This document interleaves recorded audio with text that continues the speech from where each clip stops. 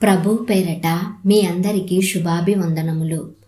ఎడారిలో సెలయేర్లలోని ఈరోజు అనుదిన వాక్య ధ్యానం. పరలోకమందు ఒక తలుపు తెరవబడి ఉండెను. ప్రకటన గ్రంథము 4వ అధ్యాయము 1వ వచనము. యోహాను పద్మసు ద్వీపంలో ఉన్నాడు. మనుష్య సంచారం లేదు, అంతా రాతి నేల. దేవుని వాక్యాన్ని, క్రీస్తు సువార్తని ప్రకటించినందువల్ల అతనికి ఆ ద్వీపంలో కారాగారవాసం విధించారు.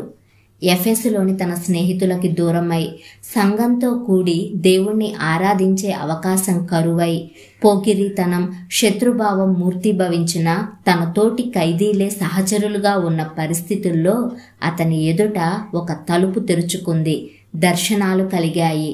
యాకోబును గుర్తు చేసుకోండి. తండ్రి ఇల్లు విడిచిపెట్టి గమ్యం లేని ప్రయాణం మొదలుపెట్టాడు. ఎడారి ప్రదేశంలో కటిక నేల మీద పడుకున్నాడు. కానీ అతనికి వచ్చిన కలలో పరలోకానికి ఎక్కిపోయే నిచ్చెన, దానికి పైగా దేవుని దర్శనాన్ని చూశాడు.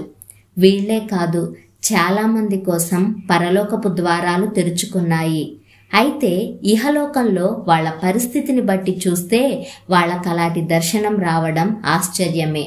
ఖైదీలకి, చెరలో ఉన్నవారికి, అస్తమానము శ్రమలు పొందేవారికి, మరణశయ్యలకి అంకితమైపోయిన వారికి, ఒంటరి బాటసారులకి, దేవుని సన్నిధికి వెళ్లడానికి ఆశ ఉండి కూడా ఇంటి పనిభారం మూలంగా ఆరాధనకు వెళ్లలేని ఇల్లాళ్లకి ఈ తలుపులు తెరుచుకొని ఆహ్వానించాయి.